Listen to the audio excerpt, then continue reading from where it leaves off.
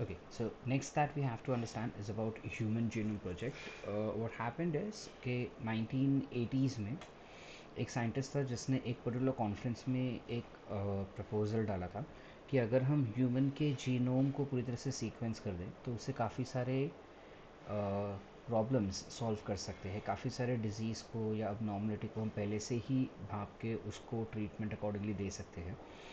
और उसके काफ़ी डिटेल वर्जन उन्होंने एक्सप्लेन किया था और ये चीज़ यूएस गवर्नमेंट को इतना अच्छा लगा कि उन्होंने इमीडिएटली 1990 में इस प्रोजेक्ट को स्टार्ट करवा दिया and by 2003 the project was declare to be over, meaning 13 साल में ये पूरा प्रोजेक्ट को कंप्लीट करवा दिया गया था। This was a very very big project जो आज तक कभी हुआ था, जिसमें बेसिकली काफ़ी सारे अलग अलग ऑर्गेनिजम्स के एज वेल एज ह्यूमंस के पूरे पूरे डीएनए को सीक्वेंस किया गया था। ठीक है, दो अलग अलग ऑर्गेनिजम्स दो ऑर्गेनिजम्स हमेशा उनके डीएनए सीक्वेंसेस अलग अलग होंगे और ये सीक्वेंसेस के डिफरेंसेस हम एचजीपी के थ्रू आसानी से फाइंड कर सकते हैं।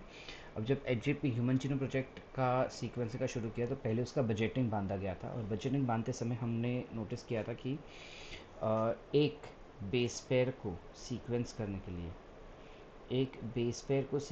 के लिए $3 चाहिए और ऐसे हमारे पास 3 × 10⁹ बेस पेयर्स है। So there was somewhere around 9 billion that was required. और इतने हाई अमाउंट को कहाँ से कैसे लाए?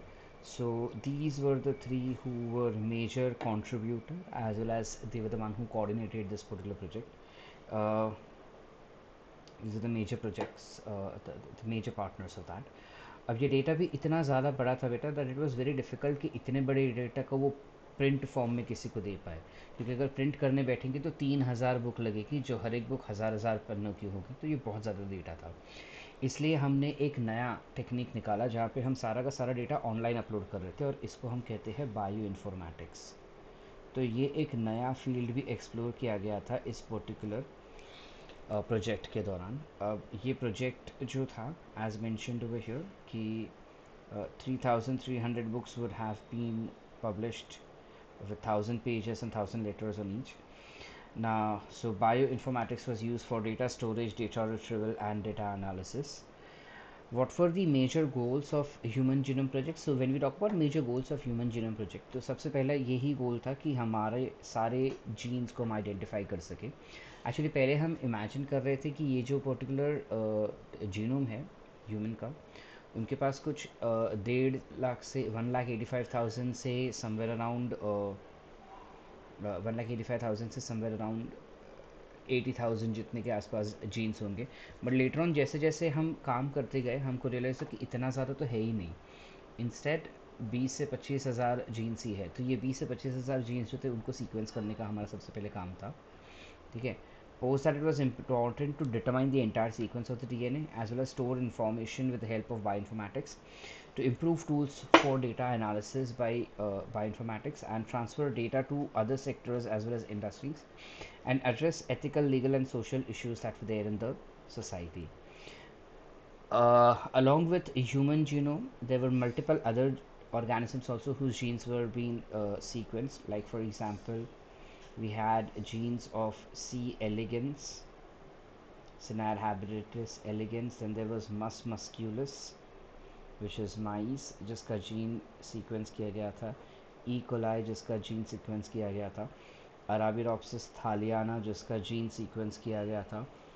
Then there was Drosophila melanogaster जिसका जीन सीक्वेंस किया गया था। ठीक है, etcetera. So there were multiple such kind of organisms जिसके जीन्स को सीक्वेंस किया गया था और ये देखा गया कि उनके जीन के एक्सप्रेशंस और अपने जीन के एक्सप्रेशंस में काफ़ी ज़्यादा सिमिलैरिटीज़ थे। And there were also certain genes which were very uniquely expressed in these organisms, but they were not seen to be expressed in human body. And that's the reason that we started sequencing other organisms also along with this. Now, so when we go ahead for understanding the steps of DNA sequencing, तो DNA sequence करने के ideally 2 steps हमको majorly NCERT में बताए गए हैं। एक पहला जो है उसको हम कहते हैं expressed sequence tag. So when we talk about expressed sequence tag over here, या एक्सप्रेस सीक्वेंस टैग। तो यहाँ पर क्या किया गया था कि डीएनए को आइसोलेट किया गया था। इस डीएनए से इस डीएनए से एमआरएनए को बनाया गया था। अब ये एमआरएनए के पास सिर्फ और सिर्फ एक्सॉन्स होंगे। तो इन एक्सॉन्स से हमने अलग से एक डीएनए बनाया जो होता है C DNA, which is complementary DNA. And इस कॉम्प्लीमेंट्री डीएनए को हमने प्लाज्मिड में डाल दिया था, यानी बेसिकली वेक्टर्स में डाल दिए थे। और हमें पता चला कि डीएनए के अंदर जीन का सीक्वेंस क्या है, ये हमको काफ़ी आसानी से यहाँ पे पता चल गया था। और एक बार डीएनए के अंदर के जीन्स का सीक्वेंस पता चल गया, फिर हमारा नेक्स्ट स्टेप ये था कि जानना कि वो जीन और पूरे डीएनए का एग्जैक्ट सीक्वेंस क्या है। सो ये था first step, which is express sequence tag. Second that we had was sequence annotation. So when we talk about sequence annotation, तो सीक्वेंस annotation में बेसिकली क्या किया गया था कि पूरा जो हमारा जीनोम है या डीएनए है उसको एक्सट्रैक्ट करके with the help of an enzyme उसको छोटे छोटे टुकड़ों में तोड़ दिया गया था। एंड तोड़ने के बाद उसको प्लाज्मिड में डाला गया था, वेक्टर्स में डाल दिया गया था। Now what were the vectors that were used? we had bacterial artificial chromosome and we had yeast artificial chromosome that were been utilized, and इसके अंदर डाल के उनको मल्टीप्लाई किया गया था। इफ़ नॉट पीसीआर का भी इस्तेमाल किया गया था काफ़ी बारी। So once this was multiplied it was later on added to a particular DNA sequencer machine which works on a method called as Sanger's method. Sanger नाम का एक साइंटिस्ट है बेटा, जिन्होंने डीएनए को सीक्वेंस करने का पूरा एक मैकेनिज्म डिराइव किया था। और उसी मैकेनिज्म पे एक मशीन बनाया गया था जिससे हमको पूरा डीएनए सीक्वेंस करके कंप्यूटर स्क्रीन पे सारा इन्फॉर्मेशन या सारा डेटा मिल जाता है आसानी से। तो उसके अंदर पूरा डीएनए डाला गया था और पूरे डीएनए को सीक्वेंस किया गया था। ठीक है। अब जैसे हम कोई भी टेस्ट के लिए डिफ़िकल्ट चैप्टर को लास्ट में और इजी चैप्टर को पहले कंसिडर करते हैं, लाइकवाइज जब इन्होंने सीक्वेंसिंग स्टार्ट किया था बेटा, तो सबसे पहले उन्होंने क्रोमोसोम वाई को सीक्वेंस करना शुरू किया, बिकॉज ये सबसे छोटा क्रोमोसोम होता है हमारे बॉडी का। और लास्ट में उन्होंने क्रोमोसोम 1 को सीक्वेंस किया था। इसका सीक्वेंसिंग हालांकि 2006 तक चला था, but by the end of 2003 as mentioned over here that by ये गलत है, this is wrong, by 2003 the project was declared to be done। ठीक है। बट क्रोमोसोम 1 का सीक्वेंसिंग चलता रहा 2006 तक। ठीक है। Coming to salient features of Human Genome Project. So when we talk about salient features of Human Genome Project, the very first salient feature that we have is that our genome is of 3164.7 billion 7 million base pairs, and on an average हर एक gene के पास 3,000 base जाते हैं।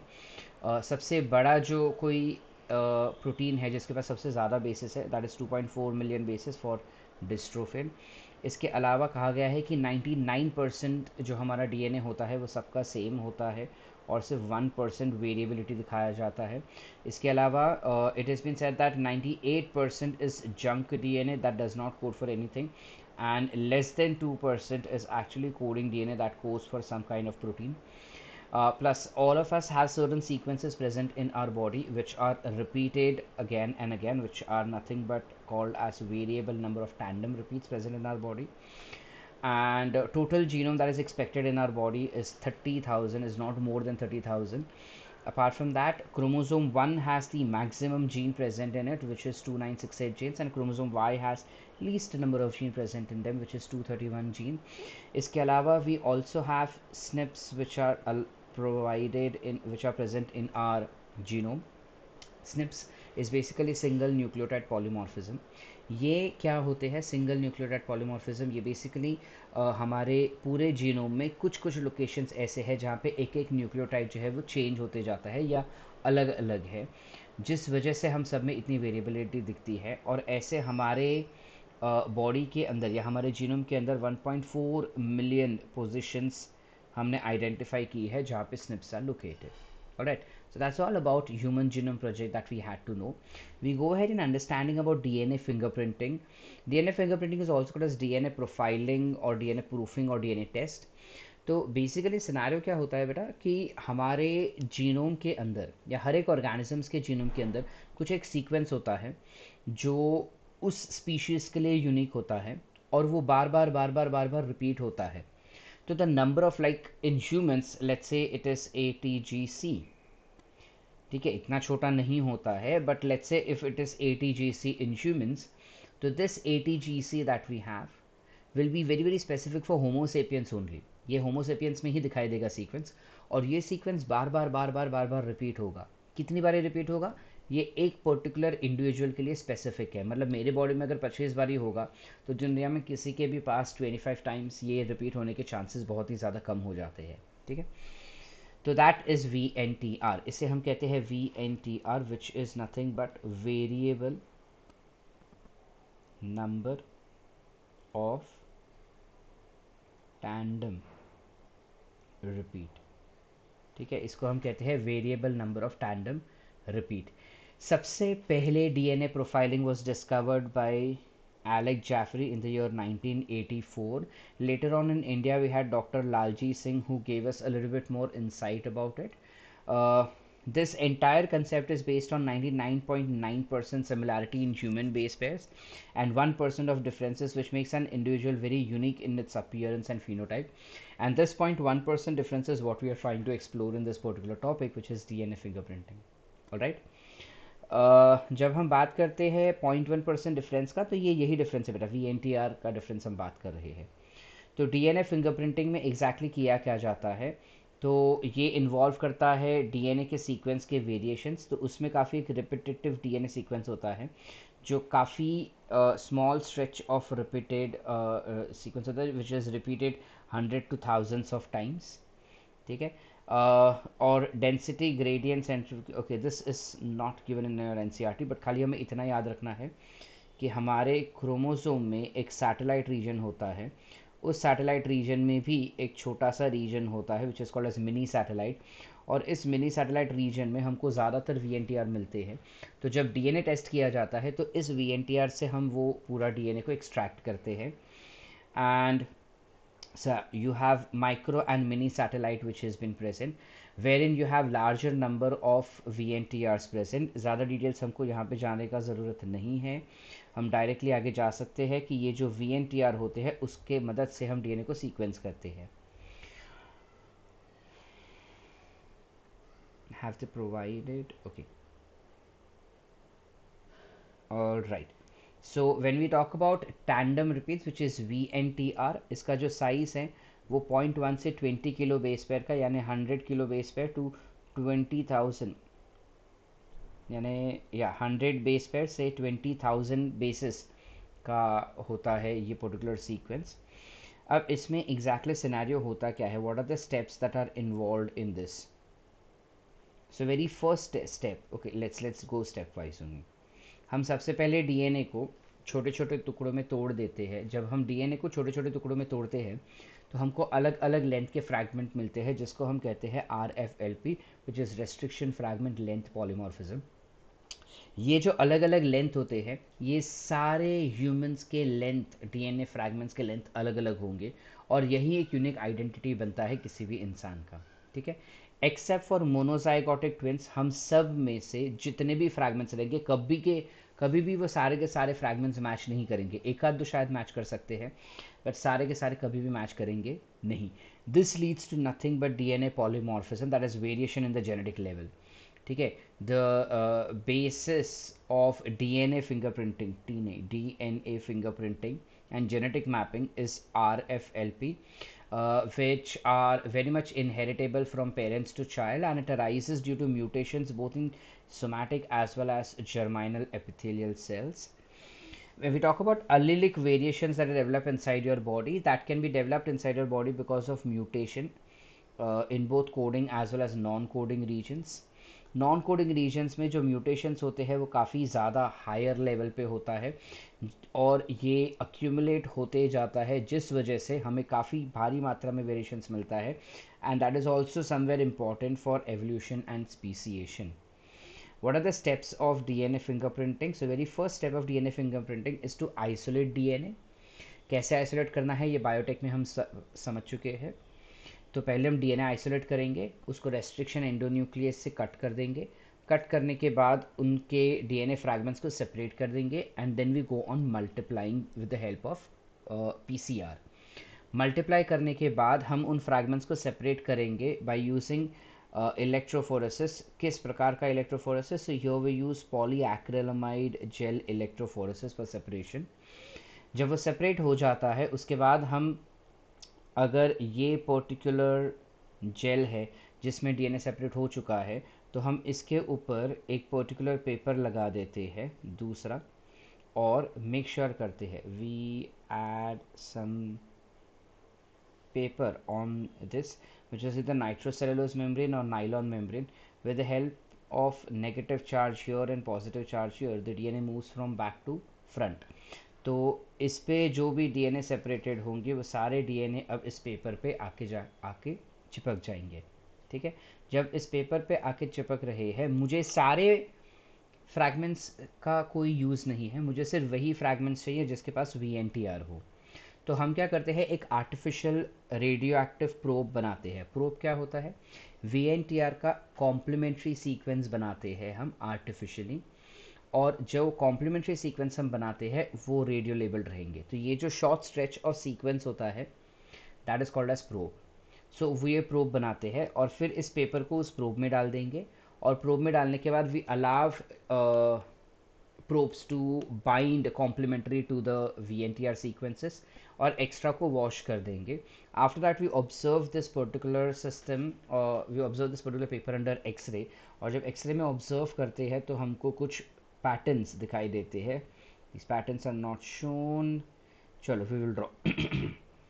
तो जब हम देखेंगे micro X-rays में तो हमें काफ़ी के पैटर्न्स सिमिलर दिखाई देंगे। तो अगर दो ऑर्गेनिज्म के, यानी ये अगर हमारा एविडेंस हो गया, सैंपल हो गया, और ये अगर ऑर्गेनिज्म हो गया, तो अगर दोनों के सैंपल्स मैच किए, मतलब ये जो एविडेंस का सैंपल है वो इसी इंसान का हो सकता है। ठीक है, तो यहाँ पे बताया गया कि सैंपल्स अलग अलग प्रकार के हम ले सकते हैं। Blood sample, saliva, sperm, bone, hair, skin can be help और can be used for DNA test. Cell में से डीएनए को आइसोलेट करेंगे एंड सेल लिसिस के लिए we can use different enzymes, for fungus chitinase, for plant cellulase, for bacterial lysozyme. Chilled ethanol डाल के DNA can easily get isolated, minimum to 1 mg can be obtained, and DNA is removed by spooling. After that we go for PCR technique for amplification. DNA gets digested with the help of restriction endonuclease, where there are small fragments obtained, and by using polyacrylamide gel we separate them. Mild alkali treatment is given so that hydrogen bonds can be broken down and double stranded DNA can be converted to single stranded DNA. Post that, southern blotting is done, where the synthetic membrane, the DNA fragments are taken on synthetic membrane.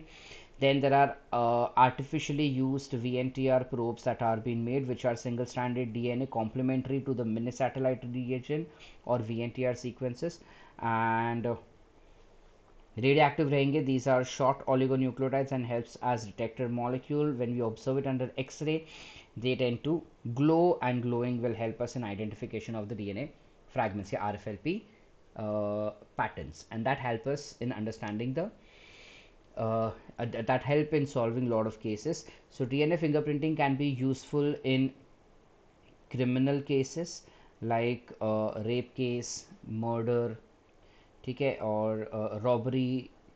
They can be use for solving property issues कि इस खानदान का वारिस कौन है types, and then they can be use for solving parental issues, इस बच्चे की माँ कौन है, इस बच्चे का बाप कौन है type of issues.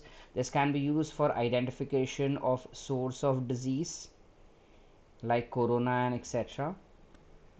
This can be used for identification of pure or hybrid seeds, that is plant variety.